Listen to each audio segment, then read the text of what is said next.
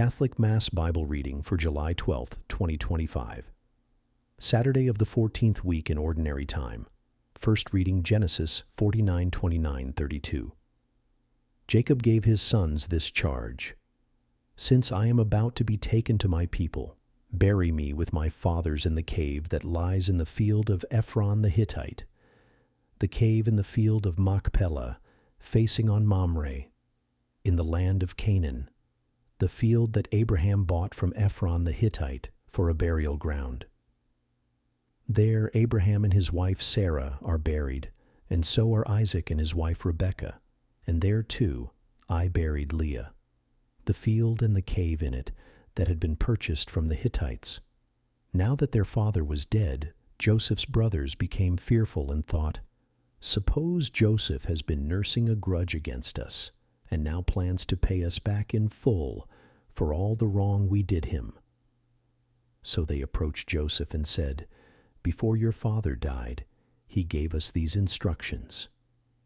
You shall say to Joseph, Jacob begs you to forgive the criminal wrongdoing of your brothers who treated you so cruelly.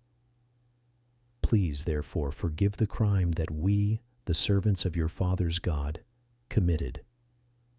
When they spoke these words to him, Joseph broke into tears. Then his brothers proceeded to fling themselves down before him and said, 'Let us be your slaves.' But Joseph replied to them, 'Have no fear. Can I take the place of God? Even though you meant harm to me, God meant it for good to achieve his present end, the survival of many people. Therefore have no fear. I will provide for you and for your children.' By thus speaking kindly to them, he reassured them. Joseph remained in Egypt together with his father's family. He lived 110 years. He saw Ephraim's children to the third generation, and the children of Manasseh's son Machir were also born on Joseph's knees. Joseph said to his brothers, 'I am about to die. God will surely take care of you and lead you out of this land to the land that he promised on oath to Abraham, Isaac, and Jacob.'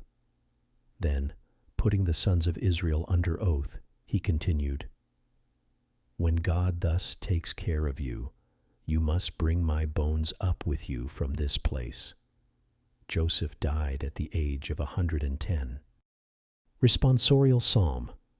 Our response shall be, "Be glad, you lowly ones. May your hearts be glad. Give thanks to the Lord, invoke his name, make known among the nations his deeds.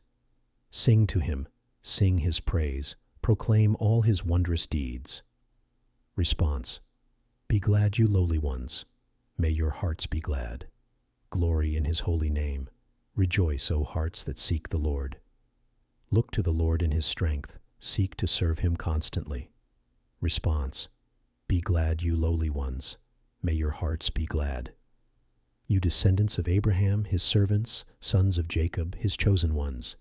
He, the Lord, is our God. Throughout the earth his judgments prevail. Response. Be glad, you lowly ones. May your hearts be glad. Alleluia. Response. Alleluia. Alleluia. If you are insulted for the name of Christ, blessed are you, for the Spirit of God rests upon you. Response. Alleluia.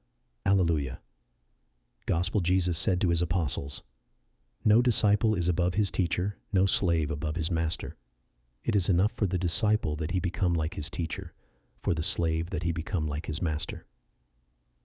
If they have called the master of the house Beelzebul, how much more those of his household? Therefore do not be afraid of them. Nothing is concealed that will not be revealed, nor secret that will not be known. What I say to you in the darkness, speak in the light. What you hear whispered, proclaim on the housetops. And do not be afraid of those who kill the body, but cannot kill the soul. Rather, be afraid of the one who can destroy both soul and body in Gehenna. Are not 2 sparrows sold for a small coin? Yet not one of them falls to the ground without your Father's knowledge. Even all the hairs of your head are counted. So do not be afraid. You are worth more than many sparrows. Everyone who acknowledges me before others, I will acknowledge before my heavenly Father. But whoever denies me before others, I will deny before my heavenly Father.